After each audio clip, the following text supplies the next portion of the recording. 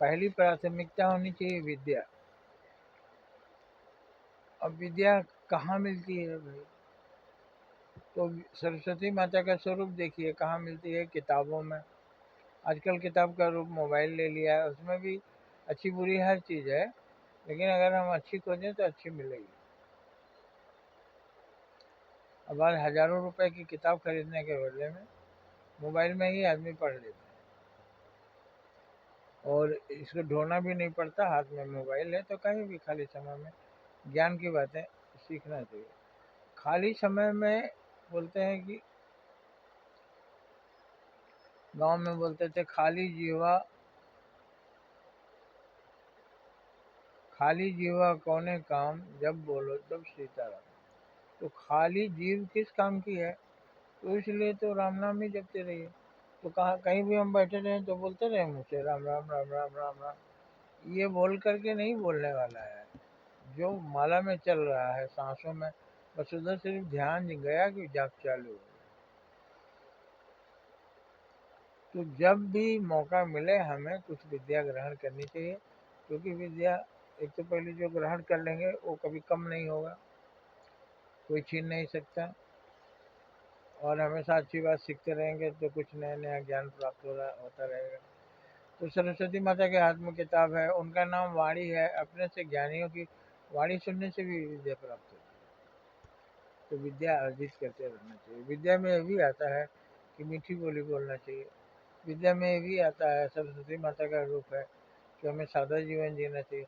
अब सादा मतलब वहाँ सरस्वती माता को सफ़ेद कपड़ा पहनाया गया, तो हम सादा ही सफ़ेद कपड़ा पहने। तो ऋषि मुनियों ने गेरुआ पहना, तो हम भी गेरुआ पहने। सादा का मतलब है सिंपल, सिंपल लाइफ। राजसी जिंदगी होती है और सिंपल लाइफ होती है। सिंपल लाइफ जिए, हमको भिखारियों की ज़िंदगी भी नहीं जीना है और राजा की ज़िंदगी भी नहीं जीना है। राजा का धन हमारे पास राजा के बराबर हो जाए तब भी हमको सिंपल रहना चाहिए, क्योंकि धर्मात्मा राजा राजा होते हुए भी सिंपल ही रहते थे। सिंपल रहने से हम लोगों के बारे में जान सकेंगे।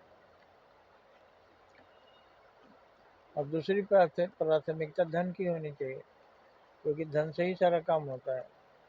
धन में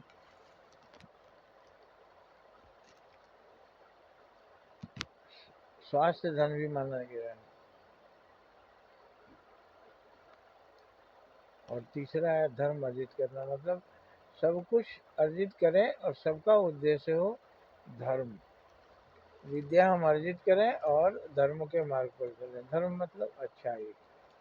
तो आपसे पूछा जाए अगर सीधे कि धर्म पर चलेंगे या अधर्म पर, नहीं जवाब नहीं दे पाएंगे। अच्छाई के रास्ते पर चलें कि बुराई के रास्ते पर, ये ज़्यादा समझ में आ रहा है कि हमको बुराई के रास्ते पर नहीं चलना। सभी धर्मों ने अच्छाई के रास्ते पर चलने के लिए ही कहा है। अब क्यों कहा है? क्योंकि वो आपका भला चाहते हैं। अच्छाई के रास्ते पर चलेंगे, भले चंगे रहेंगे, सुखी रहेंगे। बुराई के रास्ते पर चलेंगे, दुखी रहेंगे, मुश्किलों में फंसते रहेंगे।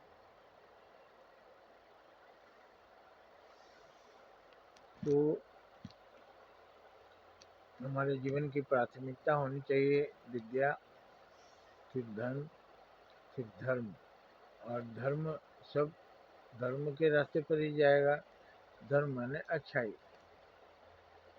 अच्छाई के रास्ते पर जाने में मतलब दूसरों का भला करना अच्छाई है। अपना भला सोचना बुराई है, क्योंकि जब